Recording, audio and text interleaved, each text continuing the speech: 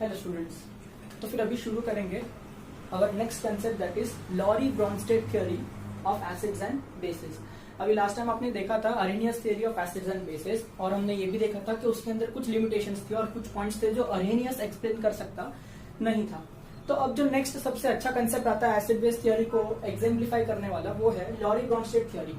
ठीक है, तो देखते हैं लॉरी-ब्रोंस्टेड के हिसाब से वो एसिड को कैसे समझता है। लॉरी-ब्रोंस्टेड ऐसा कहता है कि एसिड क्या होता है। एसिड एक मॉलिक्यूल भी हो सकता है, एक आयन भी हो सकता है। ठीक है, ये आयन और मॉलिक्यूल ये दोनों टर्म अरेनियस ने यूज किए नहीं थे, बट ठीक है, that is not an issue. तो देखते हैं कि आयन हो या मॉलिक्यूल हो, पर वो ऐसा होना चाहिए that it donates a proton. अब प्रोटॉन हमने ऑलरेडी कैटायन में देखा है कि उसको H+ यानी हाइड्रोजन आयन भी कहा जाता है। ठीक है, तो आपको लगेगा कि सर अरेनियस ने भी तो यही कहा था कि जो सब्सटेंस में से H+ आयन निकलते हैं उसे हम एसिड कहते हैं। जी थोड़ा करेक्ट कर लीजिए, अरेनियस ने ऐसा कहा था वो सब्सटेंस जब पानी में डिसॉल्व होगा तब अपने अंदर से H+ आयन निकालता है।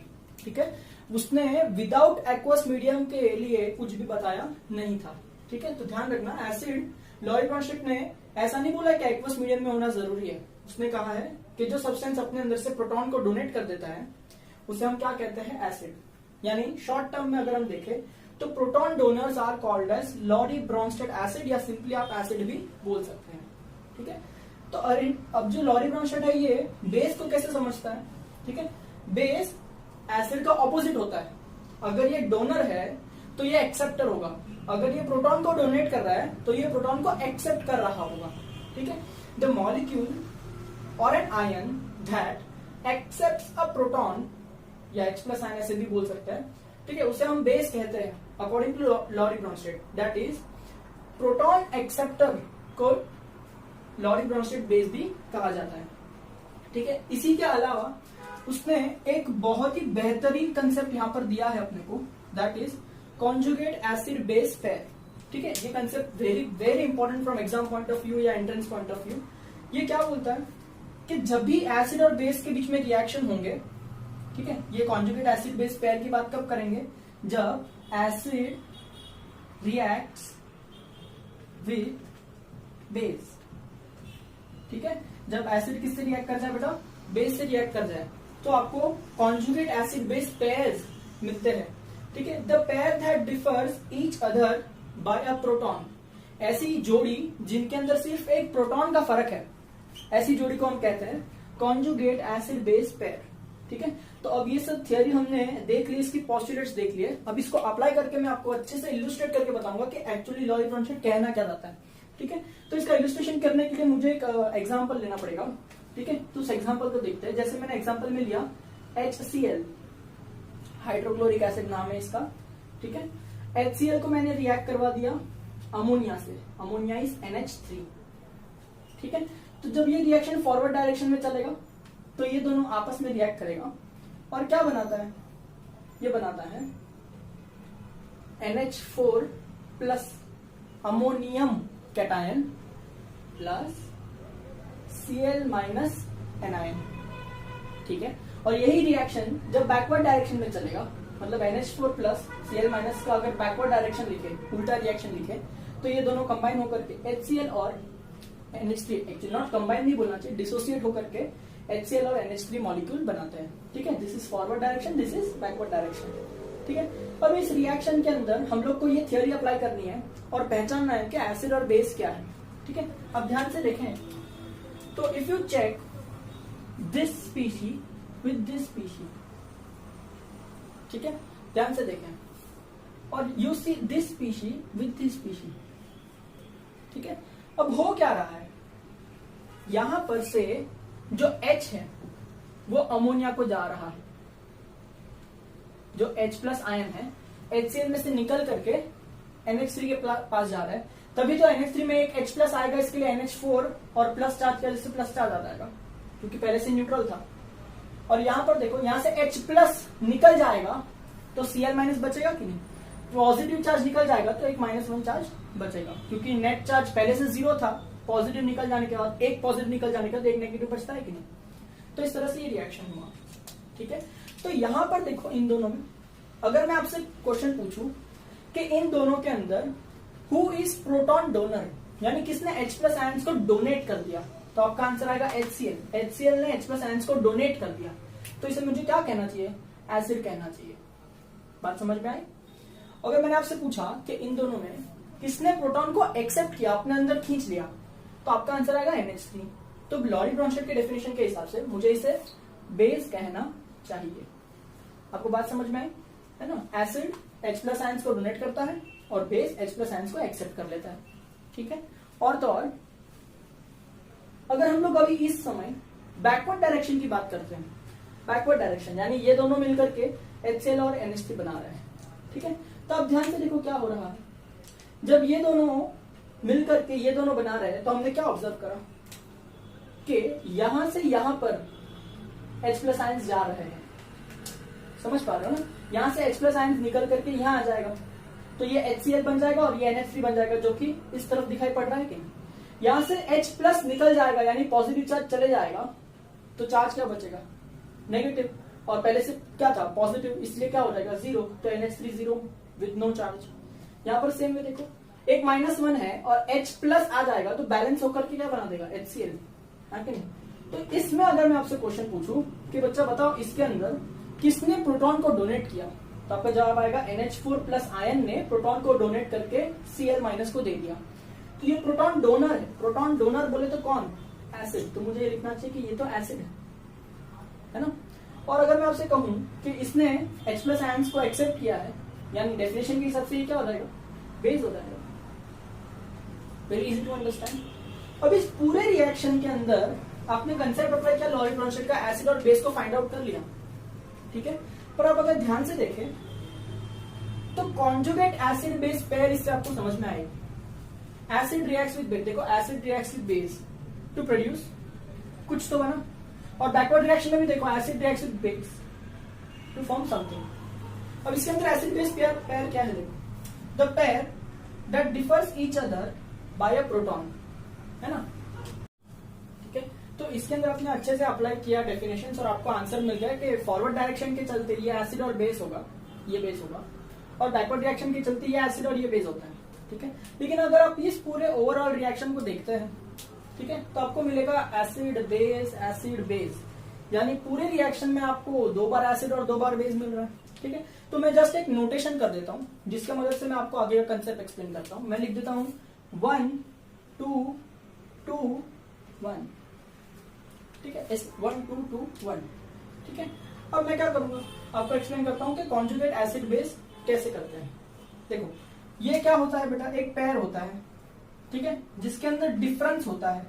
किसका डिफरेंस होता है, एक प्रोटॉन का डिफरेंस होता है, ठीक है। अगर मैं आपसे पूछूं कि चलो बच्चा बताओ कॉन्जुगेट एसिड बेस पेयर क्या है, ठीक है, तो आप क्या करेंगे, 1 1 वाले को साथ में ले लेंगे, 1 1 वाले को साथ में, यानी ये वाला और ये वाला इनको साथ में ले लेंगे, ठीक है। तो मैं लिख रहा हूं यहाँ पे HCl, ठीक है, और दूसरा क्या है बेटा Cl। रिएक्शन नहीं कराना है, लिखना है साथ में इस तरह से। ये अपना पहला पेयर है, ठीक है, 1 1 वाला पहला पेयर। इस पहले पेयर के अंदर आप देखो इसके अंदर एक H है और इसके अंदर H नहीं है। ये जो है वो एसिड है और ये जो है वो बेस है, हाँ कि ना। तो ये क्या है बेटा, एसिड बेस पेयर जिसके अंदर H प्लस आयंस की डिफरेंस है। इसमें एक H है, इसके पास H नहीं है, एक H का फर्क है, एसिड बेस का पेयर है, इसलिए इसको कहते हैं कॉन्जुगेट एसिड बेस पेयर, ठीक है। अब मैं दूसरी पेयर बना देता हूं। दूसरी पेयर क्या होगी बेटा, 2 2 वाली होगी, ठीक है। तो 2 वाला और 2 वाला, हमेशा हमको पहले एसिड लिखना चाहिए फिर बेस लिखना चाहिए। आप बोल भी रहे हैं ना ऐसे, एसिड लिखना चाहिए फिर बेस लिखना चाहिए तब पेयर। तो 2 2 वाले में पहले एसिड लिखना चाहिए, यानी पहले क्या लिखना चाहिए, NH4 प्लस ऐसा लिखना चाहिए, ठीक है। फिर दूसरा बेस 2 वाला कौन है, NH3 ऐसा लिखना चाहिए, ठीक है। अब ये देखिए ये क्या है, NH4 प्लस क्या है बेटा, ये एसिड है, और NH3 क्या है बेटा, बेस है। तो सर ये एसिड बेस का पेयर है जिसके अंदर यहाँ पर 4 H है, यहाँ पर 3 H है, यानी इन दोनों के अंदर एक H की कमी है कि नहीं। तो एक H की कमी है, एसिड बेस का पेयर है, तो उसे कहते हैं कॉन्जुगेट एसिड बेस पेयर। क्या कहते हैं, conjugate acid base pair. I hope आपको ये इलस्ट्रेशन से ये कंसेप्ट समझने में आसानी हो रही होगी। ठीक है, तो अब मैं थोड़े और एग्जांपल लूंगा 2-3 ताकि ये कंसेप्ट एकदम फिट बैठ जाए आपके दिमाग में। ठीक है, और फिर हम टॉपिक को आगे बढ़ाते हैं। चलिए सेकेंड एग्जांपल देखते हैं। ठीक है, मैं रिएक्शन लिखता हूँ यहाँ पर। ठीक है, and then will find out the things. जैसे आई एम राइटिंग कि HCl गैसियस स्टेट में रिएक्ट कर रहा है वाटर के साथ। ठीक है, जो ऑब्वियसली लिक्विड स्टेट में है। और आफ्टर द रिएक्शन हमको क्या मिलता है? ठीक है, फॉरवर्ड रिएक्शन को अगर हम देखें तो हमको मिलता है H3O प्लस लिक्विड स्टेट में ना, प्लस Cl माइनस ये भी लिक्विड स्टेट में, यानी एक्वा स्टेट लिखेंगे तो भी चलेगा क्योंकि वाटर है ना, सॉल्वेंट, वाटर में डिसॉल्व किया, इसके लिए एक्वास लिखेंगे तो भी चलेगा। तो let me right aqueous, that will be more adequate. पानी में डिसॉल्व कर दिया ना उसको। तो इस रिएक्शन को देखो, अगर ये इस रिएक्शन को बैकवर्ड डायरेक्शन में देखो तो ये दोनों जो है वो क्या बना देंगे अपने को, H2O एंड HCl। अब इसमें ध्यान से देखेंगे, मैं फॉरवर्ड रिएक्शन कंसीडर करने के टाइम पे इसको रिएक्टेंट मानता हूँ और इसको प्रोडक्ट मानता हूँ, और बैकवर्ड रिएक्शन करने के टाइम पे इसको रिएक्टेंट मानता हूँ और इसको प्रोडक्ट मानता हूँ, है ना। That makes sense. तो अभी देखते हैं, I am talking about forward reaction, reactants and products. तो मैं फॉरवर्ड रिएक्शन में रिएक्टेंट्स में पूछ रहा हूँ आपको कि आप रिएक्शन को देखो in the forward direction and बताओ किसने प्रोटॉन डोनेट किया। देखिए, अगर आप नोटिस करते हैं तो इसने इसको प्रोटॉन डोनेट किया, करेक्ट। तभी जब इसमें से प्रोटॉन निकल जाएगा, +1 निकल जाएगा, तो Cl-1 बचेगा कि नहीं, और इसमें H प्लस आयन आ जाएगा तो ये H2O से H3O प्लस यानी हाइड्रोनियम आयन में कन्वर्ट हो जाएगा, हाँ कि ना। तो इसमें मैं अगर आपसे पूछूं कि बताओ किसने प्रोटॉन डोनेट किया, तो आपका आंसर आएगा HCl। और जो प्रोटॉन डोनर होता है उसे हम एसिड कहते हैं according to Lowry Bronsted theory. ठीक है, और इसमें मैं आपको पूछता हूँ किसने प्रोटॉन को एक्सेप्ट किया, तो आपका आंसर आएगा वाटर। ठीक है ना, तो ये क्या हो जाएगा, प्रोटॉन एक्सेप्टर यानी क्या होता है बेटा, बेस होता है। इजी। चलो अब बैकवर्ड रिएक्शन को देखो, ये रिएक्टेंट है और ये प्रोडक्ट बन गए। ठीक है, तो इनके अंदर आप ध्यान से देखो तो ये अपने H प्लस आयन को Cl की तरफ डोनेट कर रहा है कि नहीं, तब जाके ये इसके अंदर से अगर H प्लस आयन निकल जाएंगे, H3O प्लस में से H प्लस निकल जाएगा तो वाटर बनेगा, करेक्ट। और H प्लस आयन निकल करके Cl माइनस में जाएंगे तो HCl बनेगा कि नहीं। इसका मतलब बैकवर्ड रिएक्शन के टाइम पे अगर मैं आपको पूछूं रिएक्टेंट में कि किसने प्रोटॉन को डोनेट किया, तो आपका आंसर आएगा H3O प्लस ने प्रोटॉन को डोनेट किया, और जो प्रोटॉन को डोनेट करता है उसे एसिड कहा जाता है, आगे ना। और इसमें पूछूं कि किसने प्रोटॉन को एक्सेप्ट किया, तो आपका आंसर आएगा Cl-, तो उसे बेस कहा जाता है। क्लियर। और नोटेशन करने के टाइम पे मैं लिख दूंगा 1 2 2 1, याद रहेगा ना आपको, 1 2 2 1। अब आपसे क्वेश्चन पूछूंगा कि कॉन्जुगेट एसिड बेस पेयर बताओ। फर्स्ट पेयर में 1 1 वाले कंसीडर करेंगे कि नहीं, 1 1 वाले, ये देखो 1 1 वाले दिखते हैं, 1 दूसरा 1 यहाँ लिखा है, इनको लिखेंगे क्या है बोलो, HCl और Cl-। अब चेक करो इसमें और इसमें एक प्रोटॉन का फर्क है कि नहीं, इसलिए इसे कहते हैं एसिड बेस कॉन्जुगेट पेयर। ठीक है, दूसरा पेयर क्या है, 2 2 वाला, इसको कंसीडर करेंगे कि नहीं। तो बेस और एसिड है तो हम लिखते कैसे है, एसिड बेस, पहले एसिड लिखना चाहिए कि नहीं, यानी पहले मुझे H3O प्लस आयन लिखना चाहिए और फिर मुझे H2O लिखना चाहिए।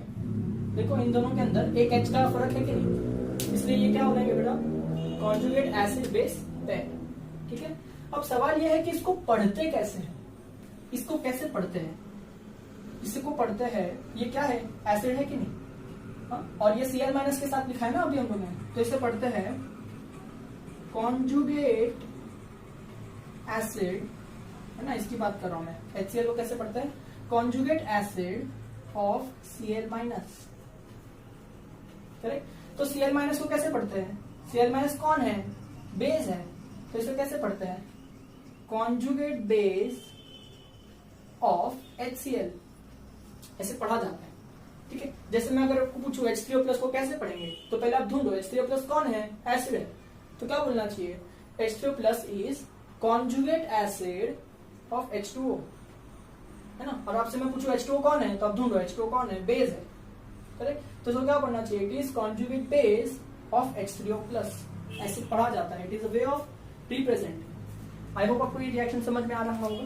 ठीक है, अब एक एग्जांपल और कंसीडर कर लेते हैं। ठीक ठीक है, इससे आपको और आइडिया थोड़ा क्लियर हो जाएगा। देखो इसमें मैं क्या कर रहा हूँ, अमोनिया ले रहा हूं, ठीक है, I am making ammonia react with water, ठीक है।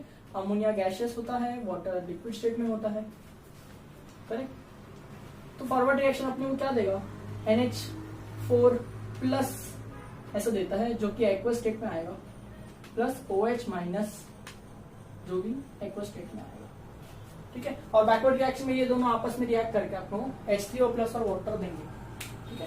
अब इस रिएक्शन को आप बहुत अच्छे से देखेंगे। Suppose I am considering this forward reaction, है ना, और मैं इस फॉरवर्ड रिएक्शन में पूछता हूँ रिएक्टेंट्स के अंदर, अब ध्यान से देखना, किसने प्रोटॉन डोनेट किया, तो आपको समझ में आएगा कि H3 और ये देखिए NH3 है और ये NH4 है।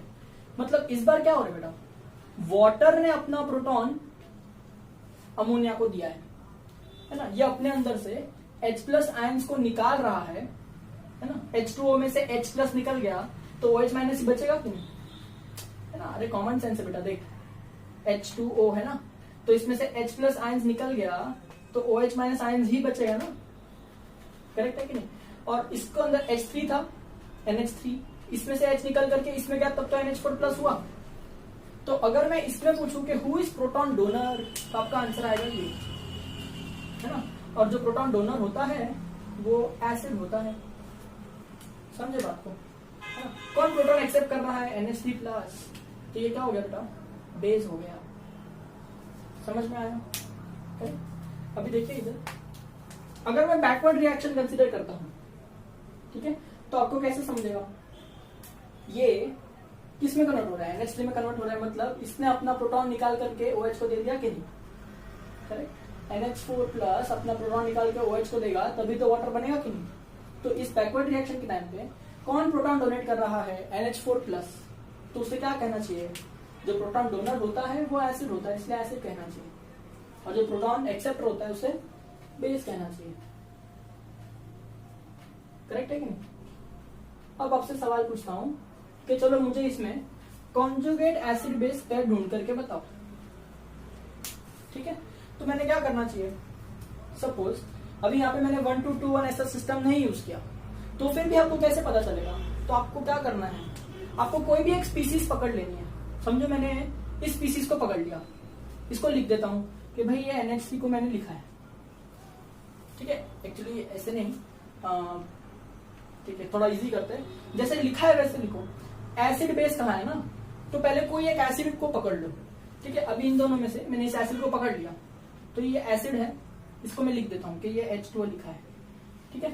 अभी इसी एसिड का मेरे को बेस ढूंढना पड़ेगा कि नहीं, जो कैसा होना चाहिए, कॉन्जुगेट। तो रिएक्शन की ये साइड में आके इस बेस को ढूंढो, भैया कौन है ये, OH, तो मैं कॉमा करके लिख देता हूं OH माइनस। क्या आप खुद चेक करो, इसमें और इसमें एक प्रोटॉन का फर्क है कि नहीं, ये एसिड है और ये बेस है, इसीलिए क्या कहते हैं इसको, कॉन्जुगेट एसिड बेस पेयर। लेकिन मैं आपसे पूछूं कि H2O को क्या बोलना चाहिए, तो बोलने के लिए आप क्या कह सकते हैं कि H2O, उसको ढूंढो वो कौन है, एसिड है कि नहीं, तो क्या बोलना चाहिए, H2O कॉन्जुगेट एसिड है OH माइनस बेस का, ठीक है। H2O is conjugate acid of OH minus base, ठीक है। और मैं आपसे पूछूं OH माइनस को कैसे पढ़ना चाहिए, तो आप क्या बोलेंगे, OH माइनस किधर, उसको ढूंढो, बेस, तो क्या पढ़ना चाहिए, it is conjugate base of H2O, ठीक है। आई होप आपको ये समझ में आ पा रहा होगा। सेम अभी दूसरा 2 पेयर जो बाकी है उनको लिख लेंगे, करेक्ट है कि नहीं। पहले एसिड लिखना चाहिए कि नहीं, तो NH4 लिखना चाहिए, ठीक है, एसिड क्या था, बेस था, तो इसके करस्पॉन्डिंग कौन आ जाएगा, NH3। देखो एक प्रोटॉन का फर्क है कि नहीं दोनों में, ठीक है। ये क्या हो जाएगा, एसिड बेस पेयर, ठीक है। अब ये एग्जांपल नंबर 2 और एग्जांपल नंबर 3, ये मैंने जानबूझ के ऐसे एग्जांपल सिलेक्ट किए, क्यों, मैं आपको समझाऊंगा कि Lowry Bronsted theory Arrhenius theory से ज्यादा बेहतर क्यों है, क्योंकि अरेनियस के जितने भी लिमिटेशंस थे लॉरी ब्रॉन्स्टेड उसको सॉल्व करता है, ठीक है। सबसे पहले देखो nature of the substance without the aqueous medium. अगर अब मैं पूछूं किसी सब्सटेंस का, सपोज ये कोई सब्सटेंस है, मैंने पूछा कि चलो भाई इसका नेचर बताओ, ये एसिडिक है या बेसिक है, तो अगर आप ये क्वेश्चन अरेनियस को पूछेंगे तो अरेनियस बोलेगा नहीं मुझे नहीं मालूम है, क्योंकि जब तक मैं इसको डिसॉल्व नहीं करूंगा पानी में मैं बता सकता नहीं। लेकिन लॉरी ब्रॉन्स्टेड ने ऐसा कुछ बोला नहीं। देखिए आप यहाँ चेक करो, HCl प्रोटॉन डोनर है कि नहीं, और प्रोटॉन डोनर को क्या कहते हैं, एसिड कहते हैं। क्या ये जब आंसर आपने निकाला तब ऐसा पूछा कि HCl वाटर में प्रेजेंट है, कि HCl गैस में प्रेजेंट है, कि HCl सॉलिड स्टेट में प्रेजेंट है ना। ऐसा हमको कुछ पूछने की जरूरत नहीं पड़ी। यानी सब्सटेंस चाहे कोई भी स्टेट में हो, चाहे उसको वाटर में डिसॉल्व करो या ना करो, आपको पता चल जाएगा कि एसिड है। कौन सी थ्योरी से पता चल जाएगा? लॉरी ब्रॉन्स्टेड थ्योरी से। इसका मतलब nature of the substance without the aqueous medium can be found out by using Lowry Bronsted theory. ठीक है, तो यहाँ पर अरेनियस का जो लिमिटेशन था उसको इसने सॉल्व करके बताया। Next, existence of H3O+ ions. आगे ना, अब ध्यान से देखो, इस रिएक्शन में आपको H3O+ मिल रहा है कि करेक्ट? तो H3O+ मैंने याद करो आपको बताया था कि H+ आयंस और H3O+ आयंस का नेचर सेम होता है, दोनों एसिडिक होते हैं। आप चेक करो H3O+ भी एसिडिक है कि नहीं? जब अरेनियस थ्योरी चल रहा था उसने H3O+ का एग्जिस्टेंस या H3O+ ऐसा कुछ होता है ऐसा कुछ बात ही नहीं किया था, है ना। पर इसका नेचर किसने निकाल के बताया? लॉरी ब्रॉन्स्टेड थ्योरी है। ठीक है, और तो और सबसे बड़ा पॉइंट जो आपको नोटिस करना चाहिए वो ये है, डुअल नेचर। क्या? Dual nature. ध्यान से देखना, अब वाटर को पकड़ो, इन दोनों रिएक्शंस में मैंने जानबूझ के ऐसा रिएक्शन दिया है। यहां पर जो वाटर मॉलिक्यूल है वो बेस है, ठीक है, पर इस रिएक्शन में जो वाटर मॉलिक्यूल है वो एसिड है। इसका मतलब वाटर एसिड की तरह भी एक्ट करता है और वाटर बेस की तरह भी एक्ट करता है। यानी वाटर के पास डुअल नेचर है। कौन सा नेचर बेटा? डुअल नेचर है। ठीक है, जो अपने आप को एसिड की तरह भी बिहेव करवा सकता है और बेस की तरह भी बिहेव करवा सकता है, उन्हें कहते हैं एम्फोटेरिक कंपाउंड्स। क्या कहते हैं उन्हें? Amphoteric compound. या फिर डुअल नेचर से मेरा कहने का मतलब था कि कंसेप्ट ऑफ एम्फोटेरिक नेचर सामने आया। एम्फोटेरिक ये वर्ड एम्फीबियन से आता है। एम्फीबियन जैसे फ्रॉग होता है, टॉर्टोइज होता है, ये सब एम्फीबियन जमीन पे भी रह सकते हैं, पानी में भी रह सकते हैं, तो उनके पास डुअल नेचर है कि नहीं? उसी तरह से वाटर के पास भी डुअल नेचर है, बेस की तरह भी काम करेगा, एसिड की तरह भी काम करेगा। ठीक है, इसलिए एम्फोटेरिक नेचर वाटर का बताना जरूरी था इस थियरी में। ठीक है, और सबसे लास्ट में जब मैं बात करूं कि न्यूट्रलाइजेशन, ठीक है, what do you mean by neutralization? जब एसिड बेस रिएक्ट करता है तो सॉल्ट एंड वाटर बनाता है। ये न्यूट्रलाइजेशन का डेफिनेशन अर्हेनियस ने दिया था, पर लॉरी ब्रॉन्स्टेड क्या डेफिनेशन देता है मैं यहां पे लिखता हूं। Neutralization reaction according to Lowry Bronsted theory is when acid reacts with base, they form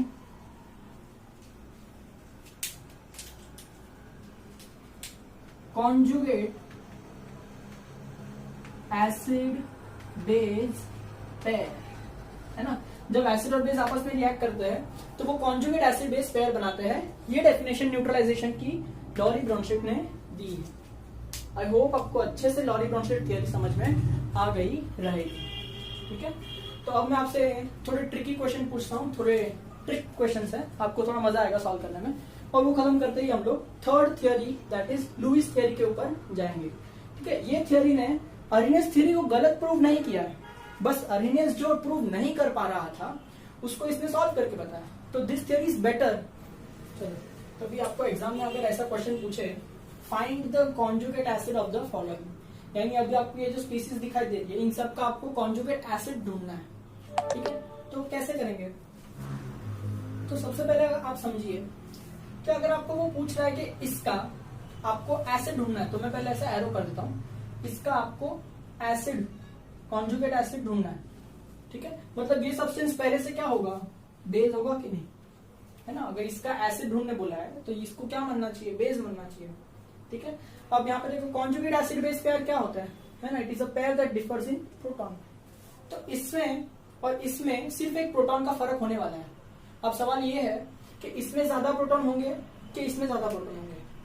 ठीक है, अब इसको कैसे सॉल्व करते हैं? बहुत आसान है ना, आप डेफिनेशन का यूज करेंगे। आपको जैसे पूछा है बेस, आपको मालूम पड़ गया कि ये बेस है। ठीक है, बेस क्या होता है? डेफिनेशन क्या बोलता है? बेस वो होता है जो अपने अंदर H+ आयंस को एक्सेप्ट करता है, यानी अपने अंदर H+ आयंस को एक्सेप्ट करेगा। यानी मैं लिखूं, अगर मैं इसकी तरफ H+ आयंस फेंकूं तो ये इसको अपने अंदर ऐड करेगा या सब्ट्रैक्ट करेगा? एक्सेप्ट यानी ऐड करेगा। करेक्ट है कि नहीं? तो इसलिए ऐड किया। अब आप खुद इसको ऐड करके देखो, H+ आयंस और OH- आयंस को आप ऐड करेंगे, क्रिस क्रॉस करके आप सॉल्व करते हैं कि नहीं? तो क्या बनेगा, है ना, आपको H2O मिलेगा कि नहीं? वाटर। ठीक है, तो आपका आंसर क्या आ गया कि ये OH- जो है इसका कॉन्जुगेट एसिड कौन है? वाटर है। ठीक है, आप चेक करो इसमें और इसमें एक प्रोटॉन का फर्क है कि नहीं। सेम वे आप अमोनिया के लिए सॉल्व कर सकते हैं। मैं आपको बोल रहा हूं कि अमोनिया का कॉन्जुगेट एसिड ढूंढो, है ना, तो एसिड ढूंढो, तो इसके लिए ये खुद क्या होगा? बेस होगा। डेफिनेशन क्या बोलता है? बेस प्रोटॉन को क्या करता है? एक्सेप्ट करता है। बेस प्रोटॉन को एक्सेप्ट यानी ऐड करना चाहिए कि नहीं? तो ऐड करने के बाद क्या हो जाएगा? NH3 becomes NH4 plus. समझ में आ रहा है? ठीक है, सेम वे इन दोनों के लिए भी आप सॉल्व कर सकते हैं कि नहीं? जैसे Cn माइनस, इसका आपको क्या ढूंढना है? एसिड ढूंढना है, तो इसको क्या कंसिडर करना चाहिए? बेस। बेस प्रोटॉन को एक्सेप्ट करता है, इसलिए HCN बनेगा कि नहीं, जो कि क्या है? एक एसिड है ना। धीरे धीरे स्पीड बढ़ा सकते हैं कि नहीं? जैसे वाटर है, अगर मैं बोल रहा हूं कि आपको इसका एसिड ढूंढना है, इसका क्या ढूंढना है? एसिड ढूंढना है, तो ये खुद क्या होगा? बेस होगा। और बेस को क्या करते हैं? प्रोटॉन से एक्सेप्ट करवाते हैं, तो ये क्या बन जाएगा बेटा? H3O plus. आई होप ये क्लियर रहेगा। सेम तरह से अगर इस क्वेश्चन को मैं थोड़ा सा चेंज कर देता हूं, है ना, तो आपको समझने में और आसान हो जाएगा। करेक्ट? जैसे अभी मैं आपको बोलूंगा find the conjugate base of the following. ठीक है, तो आप ट्राई कर सकते हैं कि नहीं? तो let me change the questions. Question क्या है? Find the conjugate base of the following reaction. ठीक है, तो अगर मैं आपसे कहूं कि H3O प्लस का आपको क्या ढूंढना है? Conjugate base. इसका आपको कॉन्जुगेट क्या ढूंढना है? बेस। अगर बेस ढूंढना है तो ये खुद क्या होगा? एसिड होगा। करेक्ट है। अब आप क्वेश्चन पूछो कि लॉरी ब्रोंस्टेड एसिड क्या होता है? ऐसा सब्सटेंस होता है जो अपने अंदर से क्या डोनेट करता है? H प्लस आयंस को डोनेट करता है या प्रोटॉन को डोनेट करता है। तो मैं प्रोटॉन को डोनेट करता है ऐसा बोलूं तो अपने अंदर से रिमूव यानी माइनस लिखना चाहिए कि नहीं? करेक्ट, रिमूव कर देता है। तो अगर ये अपने अंदर से H प्लस आयंस को रिमूव कर देता है तो एक H की कमी हो जाएगी, यानी H3 से बन जाएगा H2O, है ना। पॉजिटिव चार्ज निकल गया तो चार्ज क्या बचेगा? नेगेटिव। पहले से क्या था? पॉजिटिव, इसके लिए क्या हो जाएगा? Zero charge. करेक्ट है, न्यूट्रल हो गया। सेम में H3O plus, sorry not HNO3, इसका आपको क्या ढूंढना है? कॉन्जुगेट बेस ढूंढना है। तो बेस ढूंढना है तो ये क्या होगा? एसिड होगा। एसिड क्या करता है? अपने अंदर से H प्लस को रिमूव करता है, तो ये अपने अंदर से H प्लस को रिमूव करेगा तो बचेगा क्या? NO3 प्लस 1 निकल जाएगा तो ये क्या बनेगा? -1। करेक्ट है कि नहीं? तो ये एसिड है और ये उसका कॉन्जुगेट बेस है, या फिर ये बेस है और ये उसका कॉन्जुगेट एसिड है। ठीक है, OH माइनस। ठीक है, इसका आपको क्या ढूंढना है? बेस ढूंढना है, तो ये खुद क्या होगा? एसिड। और एसिड का डेफिनेशन क्या है? वो अपने अंदर से H प्लस को रिमूव करता है। ठीक है, अब ये थोड़ा सा डिफिकल्ट है, ध्यान देना। ये अपने अंदर से क्या रिमूव करता है? H प्लस रिमूव करता है, तो इसमें से H निकल जाएगा तो क्या बचेगा? O। ठीक है, पहले से इस पे चार्ज क्या बेटा? -1, है ना। और अब एक और पॉजिटिव चार्ज निकल जाएगा तो चार्ज क्या हो जाएगा बेटा? -2, है ना। आपको पूछा है NH3 का कॉन्जुगेट बेस कौन है, तो ये NH3 खुद क्या होगा बेटा? एसिड होगा। एसिड क्या करता है? अपने अंदर से H प्लस आयंस को रिमूव करता है, तो NH3 जब अपने अंदर से H को रिमूव करेगा तो NH2 हो जाएगा। ये पहले से चार्ज क्या है? 0, और इसमें से पॉजिटिव चार्ज निकल जाएगा एक बार, तो एक बार नेगेटिव चार्ज बचेगा कि नहीं? तो क्या हो जाएगा? NH2 -1। ठीक है, तो आई होप आपको ये रिएक्शंस और क्वेश्चन समझ में आ पा रहे होंगे। ठीक है, तो अब तक आप लोग ने कॉन्जुगेट एसिड बेस पेयर के सारे क्वेश्चंस करना सीख लिए, तो एंट्रेंस एग्जाम में आपको ये बहुत काम आएगा। आगे कॉम्पिटेटिव एग्जाम देंगे तो इस तरह के क्वेश्चंस बहुत देखे जाते हैं। Correct, alright. चलिए, तो अभी लॉरी ब्रोंस्टेड थ्योरी को अच्छे से समझ लिया है, इसलिए हम लोग will move to the next theory, that is Lewis theory. ठीक है, अब ये Lewis theory of acid and base ये थोड़ी सी हटके है और अब तक की सबसे अच्छी थ्योरी यही रहेगी। ठीक है, तो देखते हैं लुईस एसिड क्या होता है ना। लुईस एसिड को कैसे डिफाइन करता है? लुईस एसिड बोलता है, ठीक है, द स्पीसीज। अब ये स्पीसीज में कौन कौन है? एटम भी हो सकता है, आयन भी हो सकता है, मॉलिक्यूल भी हो सकता है ना। लॉरी ब्रोंस्टेड एटम की बात नहीं कर रहा था, यहाँ पर एटम भी इंक्लूड हो गया। ठीक है, the species that is atom, ion और molecule that accepts a pair of electron, या फिर एक्सेप्ट्स पेयर ऑफ इलेक्ट्रॉन्स, ऐसा बोलना चाहिए। पेयर ऑफ, ध्यान से सुनना, मैंने नहीं कहा है कि इलेक्ट्रॉन एक्सेप्ट करेगा, मैंने कहा है पेयर ऑफ इलेक्ट्रॉन एक्सेप्ट करेगा, मतलब इलेक्ट्रॉन्स को जोड़ी में एक्सेप्ट करेगा, 2, 4, 6, 8 ऐसे। ठीक है, सेम वे बेस एसिड का उल्टा होता है कि नहीं? तो लुईस बेस क्या होता है? द स्पीसीज एटम, आयन और molecule that donates pair of electrons. ठीक है, ये इलेक्ट्रॉन को क्या करता है? डोनेट नहीं, ये इलेक्ट्रॉन के पेयर को डोनेट करता है। 2 इलेक्ट्रॉन डोनेट करेगा, 4, 6 ऐसे पेयर में इलेक्ट्रॉन को डोनेट करेगा। ठीक है, इसका इलस्ट्रेशन करने के लिए मैं आपको सिखाता हूँ। जैसे कंसिडर करो AlCl3, ये एक सॉल्ट है, फिर भी इसको कंसिडर करते हैं AlCl3 को। ठीक है, अब इसमें अब देखो AlCl3 के अंदर एक एल्यूमिनियम है और 3 क्लोरीन है कि नहीं? तो किसी भी कंपाउंड के अंदर जो लीस्ट नंबर होता है वो सेंट्रल एटम होता है और जो ज्यादा होता है वो पेरिफेरल एटम्स होता है। तो AlCl3 में एक एल्यूमिनियम और 3 क्लोरीन है, यानी सेंट्रल एटम कौन होगा? एल्यूमिनियम। ठीक है, और आजू बाजू वाले यानी पेरिफेरल एटम्स वो कौन होता है? क्लोरीन। तो मैं एल्यूमिनियम का एटॉमिक नंबर क्या होता है? 13, जिसका इलेक्ट्रॉनिक कॉन्फ़िगरेशन क्या होता है? पहले शेल में 2 इलेक्ट्रॉन होंगे, दूसरे शेल में 8 इलेक्ट्रॉन होंगे, टोटल 10 हो गए। बचे हुए 3 इलेक्ट्रॉन थर्ड शेल में जाएंगे कि नहीं?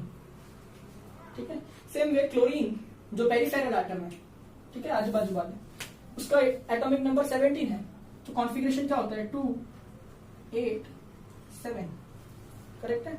इसके पास कितने बैलेंस इलेक्ट्रॉन्स है? 3। तो अगर मैं इसको ड्रॉ करने की कोशिश करूं तो मैं बताऊं कि एल्यूमिनियम एक सेंट्रल है, इसके पास 3 वैलेंस इलेक्ट्रॉन्स है जिनको मैं डॉट से रिप्रेजेंट करता हूं। डॉट एंड क्रॉस रिप्रेजेंटेशन आपने ऑलरेडी 10th स्टैंडर्ड में सीखा होगा थोड़ा बहुत। ठीक है, क्लोरीन, कितने क्लोरीन है? There are total 3 chlorine. ठीक है, और क्लोरीन के पास में वैलेंस इलेक्ट्रॉन कितने हैं? 7। तो वैलेंसी कितनी है? 1। आउटर मोस्ट शेल में कितने होने चाहिए बेटा? 8 होने चाहिए ना। तो इसको आउटर मोस्ट शेल कंप्लीट करने के लिए सिर्फ एक ही इलेक्ट्रॉन की जरूरत है। ठीक है, तो वो सब देखते हैं। जैसे मैं अगर मैं लिखूं यहाँ पे क्लोरीन, करेक्ट है, तो क्लोरीन के आउटर मोस्ट शेल में कितने इलेक्ट्रॉन बेटा? 7 इलेक्ट्रॉन है ना। तो क्लोरीन के इलेक्ट्रॉन्स को मैं क्रॉस से बताता हूँ।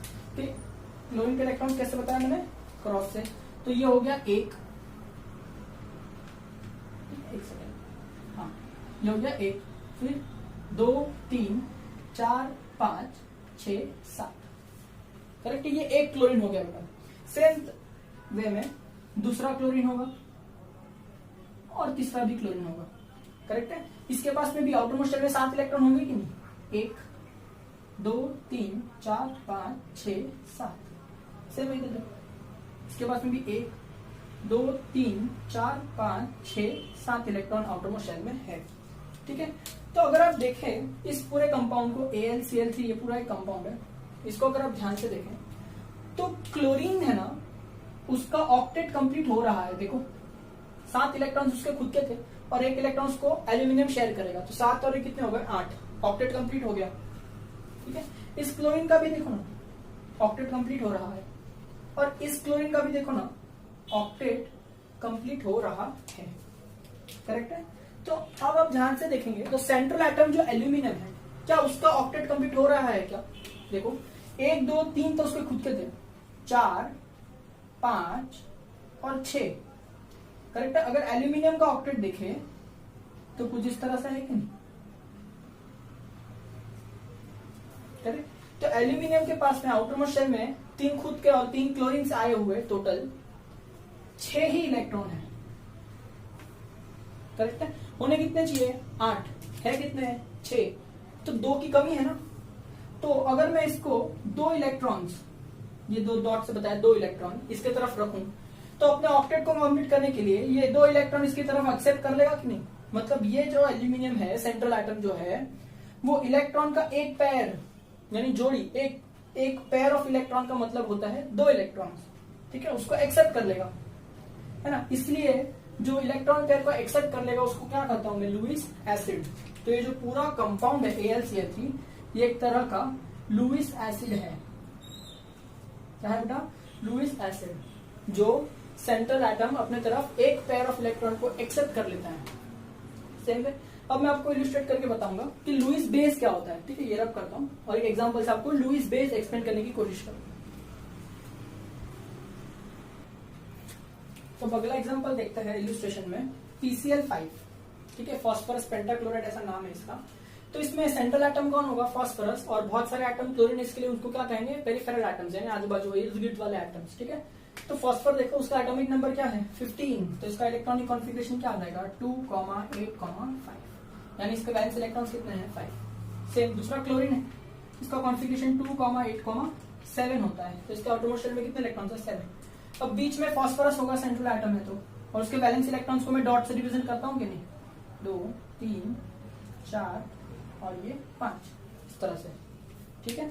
और जो क्लोरीन है ये कितने हैं, 5 क्लोरीन है, ठीक है। तो मैं लिखता हूँ यहाँ पे, ये पहला क्लोरीन, दूसरा क्लोरीन, तीसरा क्लोरीन, चौथा क्लोरीन और ये 5वां क्लोरीन, जिसके आउटर मोस्ट शेल में 7 इलेक्ट्रॉन होते हैं और जिनको मैं क्रॉस से रिप्रेजेंट करता हूँ, ठीक है।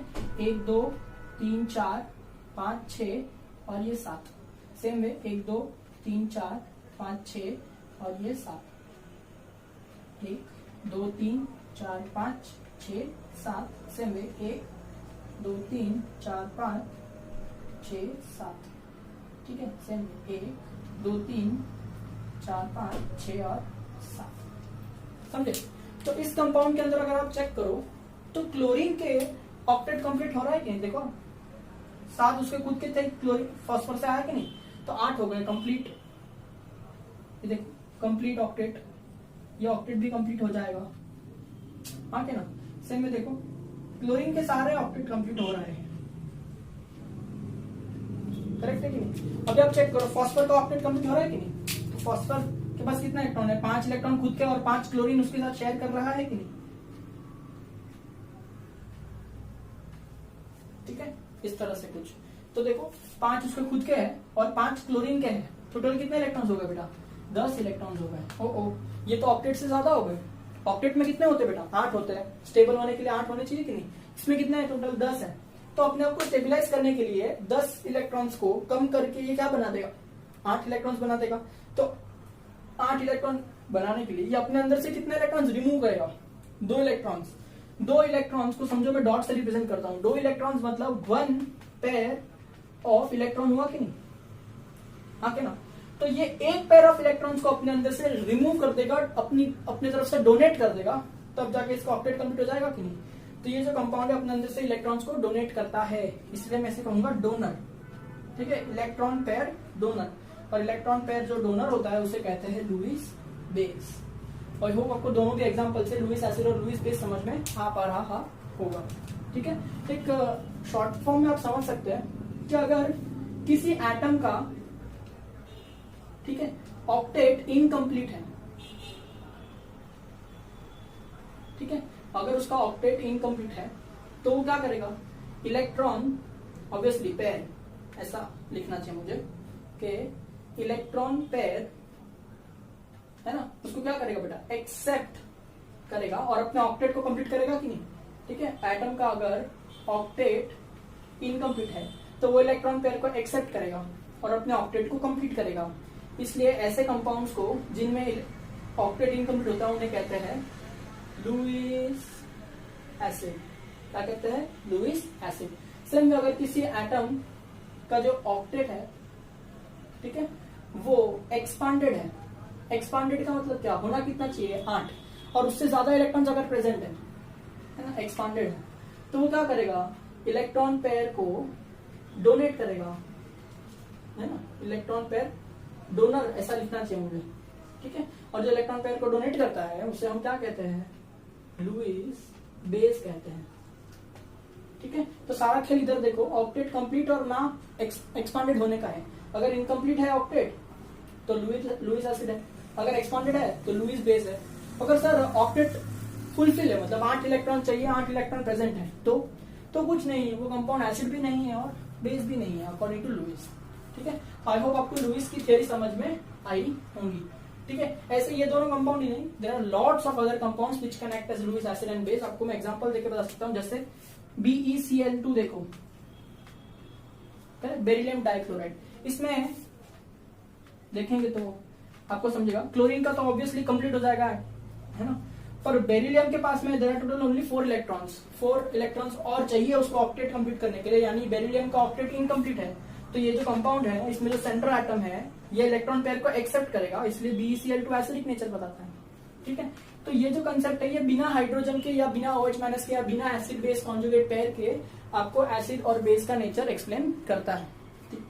तो ये बहुत ही अच्छा थियरी है, इसको डिटेल में हम लोग आगे जैसे आप प्रोसीड करेंगे 11th और 12th स्टैंडर्ड में, तो इसकी डिटेल्स को हम लोग पढ़ते चलेंगे। Very important theory. So I hope आपको एसिड बेस केमिस्ट्री में मजा आया होगा। एसिड बेस केमिस्ट्री की आपको प्रॉपर्टीज और वगैरह सब पढ़ने में अच्छा लगा होगा। ठीक है, कुछ नया आपने जरूर सीखा होगा। तो प्लीज आप रिव्यू देना कि आपको एसिड बेस की सीरीज कैसे लगी। ठीक है, और अब हम जो स्टार्ट करेंगे एसिड बेस के बाद में ऑब्वियसली नेक्स्ट लेक्चर से, तो वो होगा ऑर्गेनिक केमिस्ट्री। ठीक है, जिसमें मैं आपको सबसे इंपॉर्टेंट फंडा और आपका जो फंडामेंटल नॉलेज है उसको स्ट्रॉन्ग करने के लिए बॉन्ड्स सिखाऊंगा। ठीक है, कि बॉन्ड्स क्या होते हैं। ठीक है, फिर एक ऑर्गेनिक केमिस्ट्री जिंदगी में कार्बन ही कार्बन होता है ना, ये बहुत मजेदार कंसेप्ट आने वाला है। ठीक है, और फिर मैं आपको पूरे ऑर्गेनिक केमिस्ट्री की जड़ सिखाऊंगा जिसे कहते हैं हाइड्रोकार्बन। तो आने वाली सीरीज बहुत एक्साइटिंग होने वाली है। ठीक है, तो आई होप आप कोप अप कर पा रहे हैं अपनी स्टडी से।